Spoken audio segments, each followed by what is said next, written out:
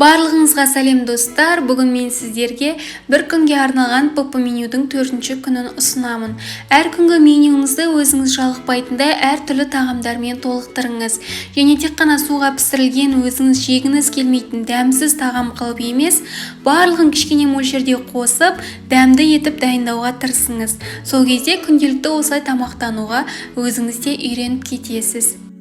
Ендеше бүгінгі менюдің таңғы асын дайындауды бастайық. Бүгінгі таңғы асқа менде шоколад қосылған панкейки.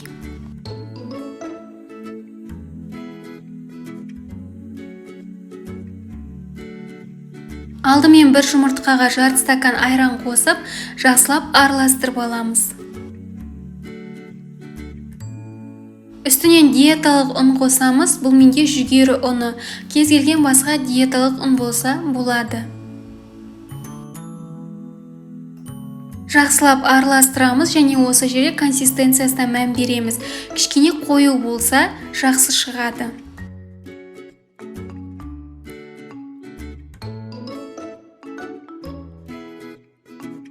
Және тәтті дәм беру үшін аз мөлшерде ванилин қосып, жақсылап араластырамыз.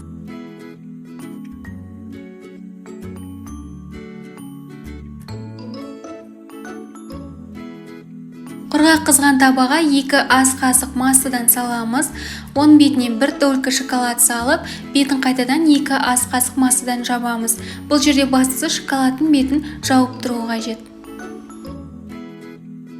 Бетінде көпіршіктер пайда бола бастағанда екінші жағына аударып, қызартып пісіріп аламыз.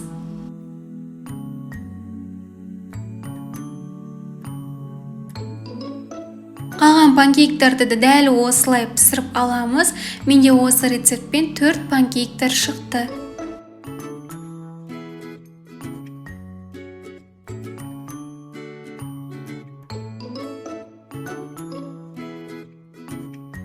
Панкейктің өзін пісіргеннен гөрі осылай ортасына шоколад қосып пісірген маған өзіме ерекше қатты ұнап қалды. Сіздер де осылай дайындап көріңіздер, сіздерге де ұнайтынына сенімдімін.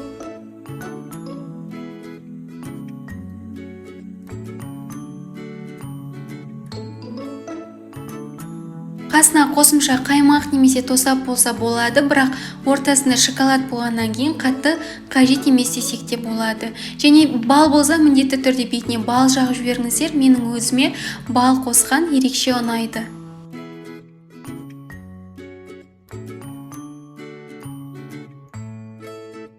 Осындай өте дәмді керемет таңғы асымыз дайын.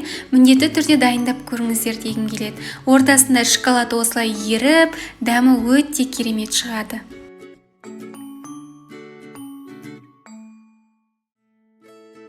Таңғы ас пен түскі ас арасында перекусқа кез келген жеміс жидектер болсын. Бүгінгі перекус бұл менде алма және мандарин.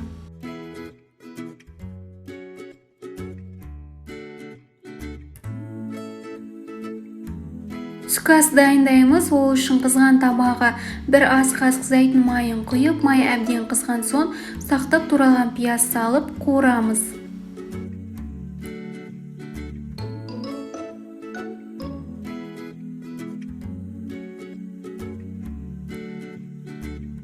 Пияз қуырылған соң ұзынша туралған сәбіз салып, жұмсақ болғанша қуырамыз.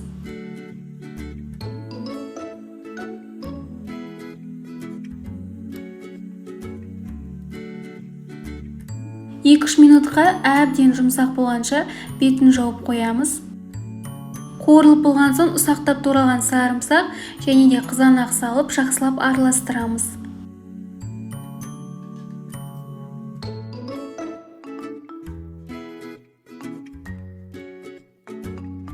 Сиыр етінен фарш салып 2-3 минуттай қуырып аламыз. Мен бірінші қызанақ салып жібердім. Негізі фарш салғандарыңыз дұрыс, бірақ бұлай да ешнәрсе етпейді.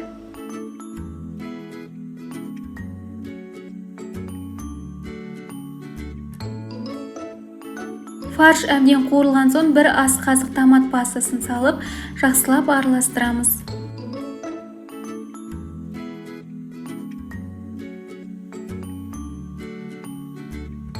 Біз қазір пісіріп жатқан тағам бұл өте қарапайым тағам.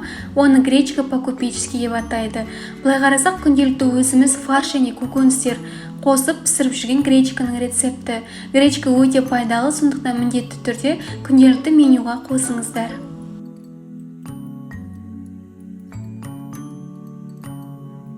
Дәміне қарай тұз, бұрыш қосып, үстінен ыстық су құйып, бұқтырып пісіреміз. Шамамен 25-30 минуттай.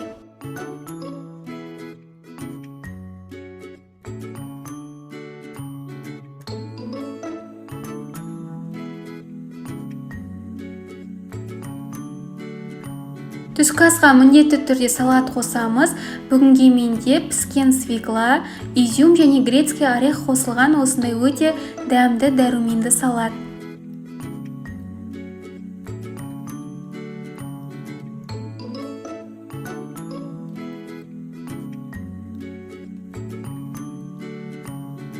Түскі асымыз дайын болды. Міндетті түрде көк шөп қосамыз. Бұл өте пайдалы клетчатка. Кез келген укроп, петрушка, басқа көк шөптерді қолдануға болады. Менде салат жапырағы. Мен гречканы өзім қатты жақсы көремін, сондықтан гречкадан көптеген тағамдар дайындаймын. Гречкадан өте дәмді гречаники деп аталатын котлеттер дайындауға болады. Менің видеоларымның арасында оның рецептісі бар. Міндетті түрде қараңыздар. Осындай өте дәмді, тойымды әрі пайдалы түскі асымыз дайын болды. Сіздерге ұнады деп ойлаймын.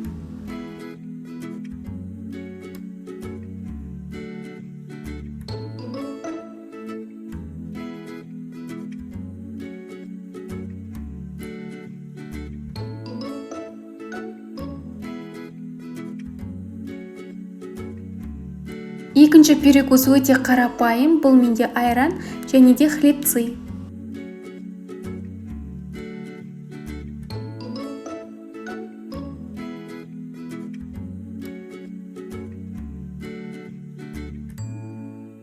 Кешкі ас дайындаймыз. Бүгінгі кешкі асқа тауық етінен қаймақты соуста тефтель дайындаймыз.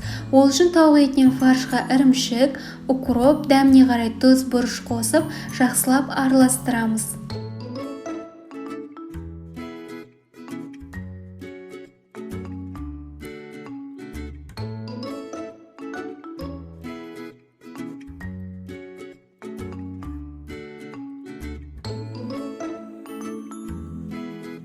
Жақсылап араластырып болған соң бірдей формада кішкентай шариктер жасап, ұнға аударып аламыз.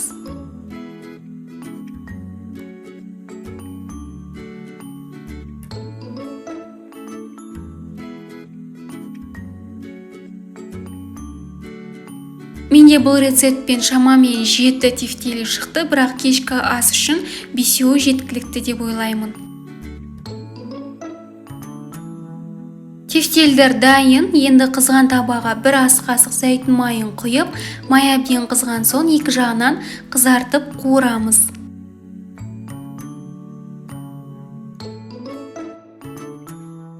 Шамамен 2-3 минуттай қызарғанша қуырамыз.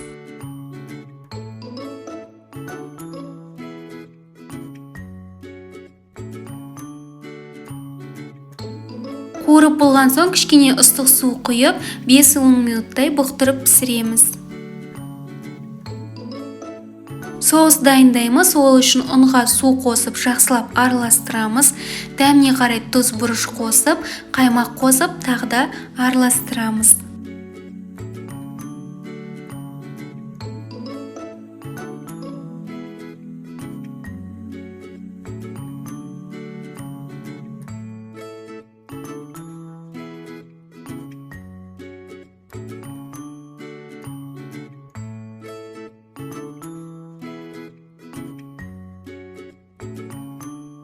Соус құйып, тағы да 4-5 минуттай бұқтырамыз. Сонымен біздің өте дәмді тауық етінен тефтельдер дайын. Кешкі асқа да міндетті түрде көкөністер ұмытпаймыз. Бұл менде қияр және де қызанақ және салат жапырағын қосамын. Көкөністерді қалауларыңызша турауға болады. Тамақты тамақты дайындағанда оны дәмді етіп дайындап қана қоймай, әсемдеуге де мән беріңіздер. Әдемі ыдысқа барынша тағамдарды әдемі етіп орналастырып, солай дайындаңыздар. Бұл жалпы менің өзіме ерекше сезім сыйлайды.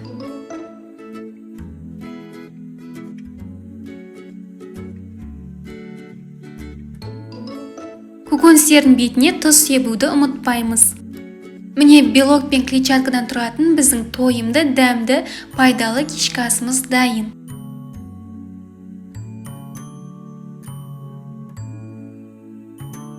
Бүгінгі меню осы. Сіздерге рецепттер ұнады деп ойлаймын. Ұнаса міндетті түрде лүпіл басып, пікір қалдыруды ұмытпаңыздар. Жаңа видеоларымды көру үшін каналыма тіркеліп, қоңыраушаны басып қойыңыздар. Рахмет.